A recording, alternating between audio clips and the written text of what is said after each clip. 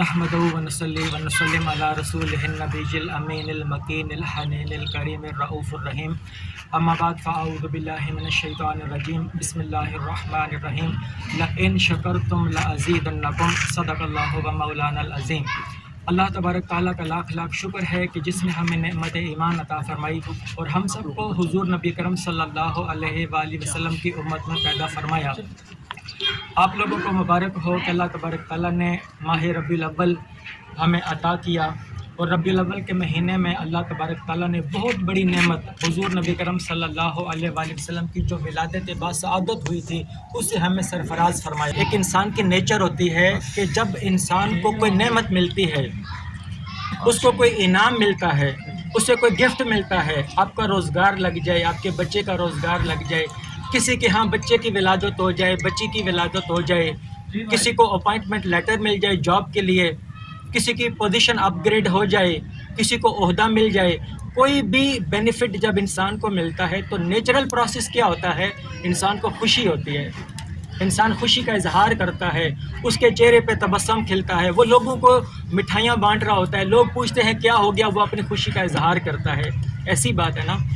اب دیکھیں کہ اللہ تبارک تعالیٰ نے ربیع الاول کے مہینے میں اپنا محبوب ہمیں عطا کیا، اپنا محبوب ہمیں عطا کیا، تو حضور نبی کرم صلی اللہ علیہ وآلہ وسلم کا اس دنیا میں تشریف لانا یہ ہمارے لیے خوشی کا باعث ہے۔ ایسا تو نہیں ہوتا کہ آپ کا بچہ پاس ہو جائے اور آپ ساتھ پڑوس میں جا کے دروازہ نوک کریں اور اس سے پوچھیں میرا بیٹا پاس ہو گیا، مجھے خوشی منانی چاہیے یا نہیں؟ وہ بولے گا بھائی عجیب بات ہے، آپ کا بیٹا پاس ہو گیا، اللہ پاک نے اتنا بڑے انعام سے تمہیں سرفراز فرمایا ہے، تمہیں تو خوشیاں منانی چاہیے، یہ بات پوچھنے کی ضرورت تو نہیں ہوتی نا۔ حالانکہ ایسے کوئی نہیں پوچھتا، میں نے بتایا یہ نیچرل پروسیس ہے، قدرتی طور پر انسان خوش ہو رہا ہوتا ہے، ایسے ہی ہے نا۔ اب دیکھیں کہ جو سوچ ڈالی جاتی ہے ہمارے ذہنوں کے اندر کہ صحابہ کرام نے میلاد منایا تھا، کیا اس سے پہلے کسی نے منایا؟ کہ جب اللہ تبارک تعالیٰ کو انعام عطا فرماتے ہیں تو اس پر انسان قدرتی طور پر خوشی مناتا ہے۔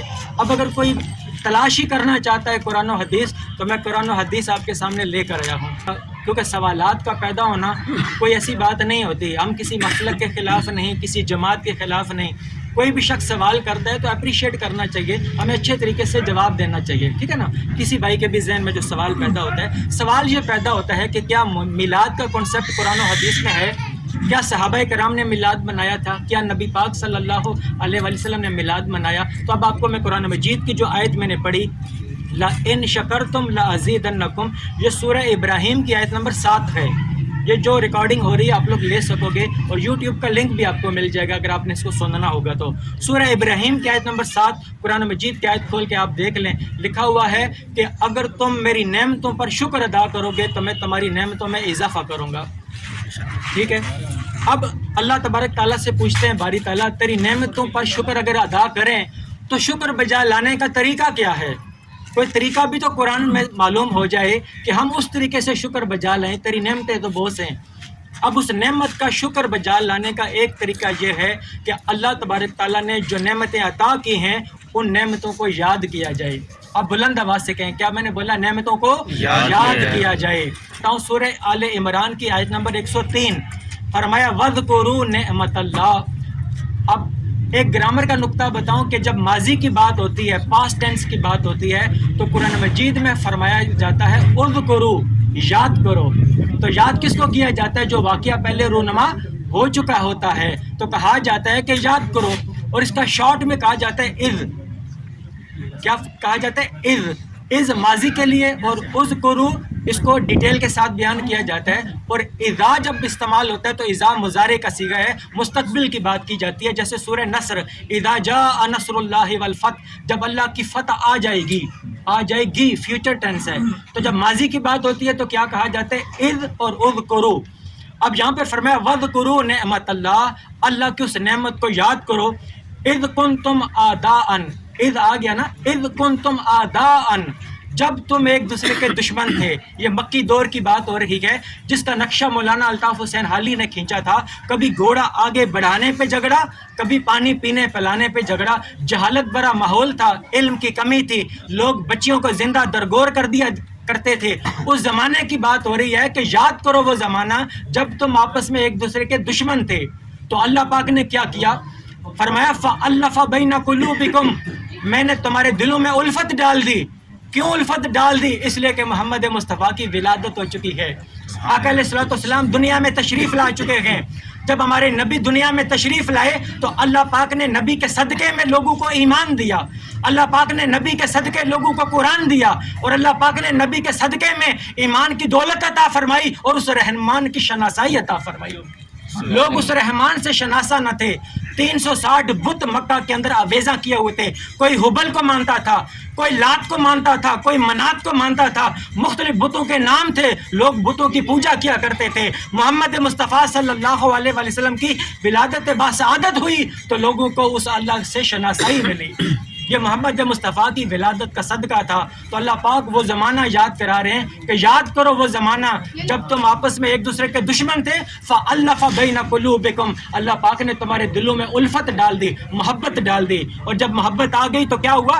فَأَصْبَحْتُمْ بِنِعْمَتِهِ إِخْوَانًا، اس محبت کی وجہ سے تم آپس میں ایک دوسرے کے بھائی بھائی بن گئے، دیا گیا، بھائی چارے کے رشتے میں آپ کو پرو دیا گیا، اور محبت و ممانست آپس کے اندر پیدا ہو گئی۔ یہ آقا علیہ السلام کی ولادت کا صدقہ تھا۔ میں نے بتایا کہ نعمت کا شکرانہ کیسے ادا ہوگا، اس نعمت کو کیا کیا جائے؟ بولیں اونچی آواز سے، یاد کیا جائے۔ نعمت کو یاد کرنا یہ قرآنی تعلیمات کا حصہ ہے۔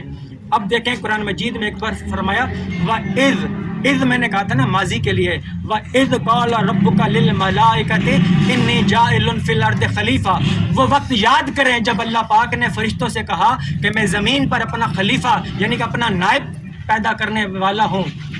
اور اس جب آدم علیہ السلام کی ولادت باسعادت ہونی تھی، ان کی تخلیق ہونی تھی، تو فرمایا کہ یاد کریں کہ جب آدم علیہ السلام کی تخلیق کرنی تھی، ان کی ولادت ہونی تھی، اس زمانے کو بھی یاد کرنے کی بات کی گئی۔ تو یہ قرآن مجید کی تعلیمات کا حصہ ہے۔ اب میں ذرا جلدی قرآن پڑھتا چلا جاؤں گا تاکہ آپ کو اندازہ ہو کہ اللہ تبارک تعالیٰ نے یاد کو کتنی اہمیت دی ہے۔ آج ہم کیوں بیٹھے ہوئے ہیں؟ اس لیے کہ 12 ربیع الاول کو آج سے 1400 سال پہلے اللہ پاک نے اپنے محبوب میں عطا کیا تھا۔ آقا علیہ السلام کی ولادت باسعادت ہوئی تھی، آج ہم اس ولادت باسعادت کو یاد کر رہے ہیں۔ تو یاد کرنا کیا ہے؟ قرآن کی تعلیمات کا حصہ ہے۔ لوگ پوچھتے ہیں کہ میلاد کا ذکر کہاں ہے، اس لیے اس خطاب کو آپ نے لازمی سننا ہے اور لوگوں کے سوالات کا جواب دیا کریں۔ اب آپ کو میں تیزی کے ساتھ پڑھتا چلا جاؤں گا قرآن کی آیتیں۔ ایک مقام پر فرمایا وَاذْكُرْ عَبْدَنَا أَيُّوبَ إِذْ نَادَى رَبَّهُ، یاد کریں جب ایوب علیہ السلام نے اپنے مولا کے ساتھ کلام کیا۔ ایک مقام پر فرمایا وَاذْكُرْ فِي الْكِتَابِ إِبْرَاهِيمَ إِنَّهُ كَانَ صِدِّيقًا نَبِيًّا، میری کتاب میں ابراہیم کو یاد کریں کہ وہ بہت ہی صدیق و سچے نبی تھے۔ ایک مقام پر فرمایا وَاذْكُرْ فِي الْكِتَابِ مُوسَىٰ إِنَّهُ كَانَ مُخْلَصًا وَكَانَ رَسُولًا نَبِيًّا، ایک مقام پر فرمایا وَاذْكُرْ فِي الْكِتَابِ إِسْمَاعِيلَ إِنَّهُ كَانَ صَادِقَ الْوَعْدِ وَكَانَ رَسُولًا نَبِيًّا، ایک مقام پر فرمایا وَاذْكُرْ فِي الْكِتَابِ إِدْرِيسَ إِنَّهُ كَانَ صِدِّيقًا نَبِيًّا، یعنی کہ میرے ادریس کو یاد کرو، میرے موسیٰ کو یاد کرو، میرے اسماعیل کو یاد کرو۔ ایک مقام پر فرمایا یا بنی اسرائیل اذکروا نعمتی التی انعمت علیکم وانی فضلتکم علی العالمین، اے بنی اسرائیل میری اس نعمت کو یاد کرو کہ جب میں نے ساری قوموں پر تمہیں فضیلت عطا کر دی تھی۔ ان کو فرمایا جا رہا ہے کہ یاد کرو۔ ایک مقام پر فرمایا وَإِذْ فرقنا بکم البحر فانجیناکم واغرقنا آل فرعون، وہ یاد کرو کہ جب میں نے تمہارے لیے سمندر کو پھاڑ دیا تھا، موسیٰ علیہ السلام اور بنی اسرائیل کو رستہ دے دیا تھا، واغرقنا آل فرعون، فرعون اور اس کی فوجوں کو میں نے غرق کر دیا تھا، تباہ و برباد کر دیا تھا۔ تو بنی اسرائیل کو کہا جا رہا ہے اس نعمت کو یاد کرو کہ وہ فرعون جو تم پر ظلم و ستم کرتا تھا، اس فرعون کو تمہاری نگاہوں کے سامنے غرق کر دیا تھا اور تمہیں سمندر سے بچا لیا تھا۔ اللہ پاک مختلف نعمتوں کا ذکر فرما رہے ہیں۔ ایک مقام پر فرمایا وَإِذِ اسْتَسْقَىٰ مُوسَىٰ لِقَوْمِهِ فَقُلْ نَضْرِب بِعَصَاكَ الْحَجَرَ فَانْفَجَرَتْ مِنْهُ اثْنَتَا عَشَرَ عَيْنًا، کہ وہ دن یاد کریں کہ جب موسیٰ علیہ السلام کی قوم نے موسیٰ علیہ السلام سے پانی مانگا تھا تو ہم نے کہا تھا کہ تو پتھر پر اپنا عصا مار۔ جب موسیٰ علیہ السلام نے پتھر پر عصا مارا تھا تو ہم نے 12 چشمے جاری کر دیے تھے۔ تو فرمایا کہ وہ یاد کرو. اب بتائیں چھوٹی چھوٹی نعمتوں کو یاد کیا جا رہا ہے. ہم امت محمدی تو کتنی شان والے ہیں کہ ہم ان چھوٹی چھوٹی نعمتوں کی بات نہیں کر رہے, ہم نعمت عظمیٰ کی بات کر رہے ہیں کہ وہ محمد مصطفیٰ صلی اللہ علیہ وآلہ وسلم کی ولادت کی بات کرتے ہیں, ان کا جشن مناتے ہیں جس مصطفیٰ کے صدقے ساری کائنات کو پیدا کیا گیا. اور پھر اللہ پاک نے اس طریقے سے, اب آپ کو بتاؤں, یہ جو نماز فجر ہم پڑھتے ہیں, اذان ہوگی, میرا وقت اتنا ہی تھا, بس آپ کے نصیب میں جتنا تھا. اللہ پاک سے دعا ہے کہ اللہ تبارک تعالیٰ ہمیں میلاد مصطفیٰ صلی اللہ علیہ وآلہ وسلم کے حوالے سے قرآن مجید کی تعلیمات کے مطابق اور حدیث کی تعلیمات کے مطابق ہمیں اس میلاد کو سیکھنے, سمجھنے اور اس پر عمل کرنے اور امت مسلمہ تک اس کی تعلیمات کو پہنچانے کی توفیق عطا فرمائے. اور ہمارے بعض اذہان اور بعض بھائی جو اعتراضات کرتے ہیں تو ان کے ساتھ محبت کے ساتھ, اخلاق کے ساتھ ان کو دلائل دے کر قرآن و حدیث سے بتانا ہے کہ میلاد النبی صلی اللہ علیہ وآلہ وسلم کا ثبوت یہ ہے.